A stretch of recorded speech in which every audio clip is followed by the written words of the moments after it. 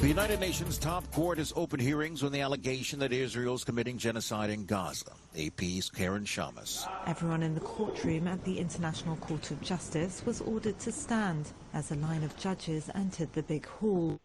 The judges have opened 2 days of legal arguments in a case accusing Israel of genocide in its Gaza war. Israel rejects the allegation. In a statement after the case was filed last year, the Palestinian Authority urged the court to call on Israel to stop what it called its onslaught against the Palestinian people. Although it normally considers the UN and international tribunals unfair and biased, Israel has sent a strong legal team to defend its military operation in Gaza. I'm Karen Shamas. U.S. Secretary of State Antony Blinken met with Palestinian President Mahmoud Abbas to see governance reforms. It's part of a plan to rally the region behind a post-war vision for Gaza that includes concrete steps toward a Palestinian state. Blinken says he has secured commitment from multiple countries in the region to assist with rebuilding and governing Gaza after the war against Hamas, but only if there is a pathway to a Palestinian state.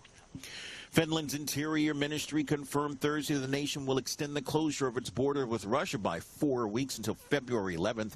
VOA's Jeff Custer. Finland closed its border with Russia late last year in response to a growing inflow of asylum seekers, which it said was an orchestrated move by Moscow, a claim which the Kremlin denies. The border had been scheduled to reopen January 15th. But at a news conference in Helsinki Thursday, Finnish Interior Minister Mari Rantanen told reporters it is absolutely necessary to continue closing the eastern border, as authorities say the threat of Russia's influence still exists. The Finnish border guard reports some 900 asylum seekers from nations such as Kenya, Morocco, Pakistan, Somalia, Syria, and Yemen entered Finland from Russia in November. VOA's Jeff Custer. This is VOA News. U.S. officials are calling for Iran to immediately release an oil tanker and the crew that Tehran says it has seized. Iranian officials say the country's Navy has taken possession of the ship in retaliation for what Tehran says is the theft of Iranian oil from the same vessel last year. More from VOA's Steve Herman. Iran's official news agency says the St. Nicholas oil tanker was seized off the coast of Oman as a response to past American actions against Iranian oil shipments as part of U.S. sanctions on Tehran. White House National Security Council spokesman John Kirby told reporters on Thursday the boarding of the Marianas-flagged Greek-controlled tanker, reportedly loaded with 145,000 tons of crude oil and staffed by a mostly Philippine crew, is an illegal act, and Tehran's justification for its action has no merit. Steve Herman, VOA News, Washington. The Pentagon's internal watchdog says he will review the secrecy surrounding Defense Secretary Lloyd Austin's hospitalization and why the Defense Department waited days to inform the White House that he had transferred authority to his deputy.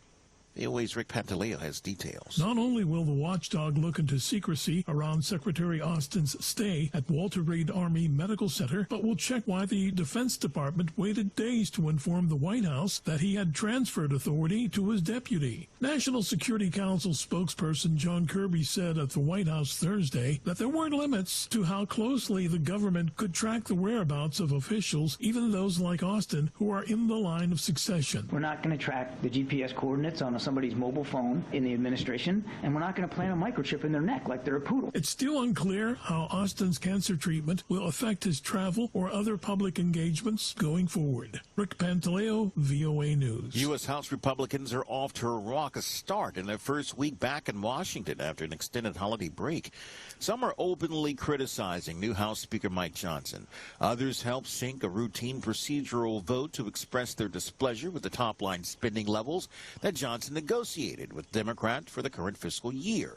Most Republicans say they support Johnson, saying he's doing the best he can, but it took only 8 Republicans to oust McCarthy along with 208 Democrats.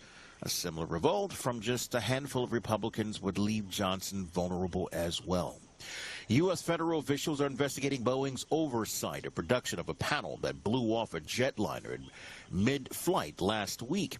The Federal Aviation Administration said Thursday that the investigation is focusing on door plugs like the one that came off on the Alaskan Airlines Boeing jetliner over the state of Oregon.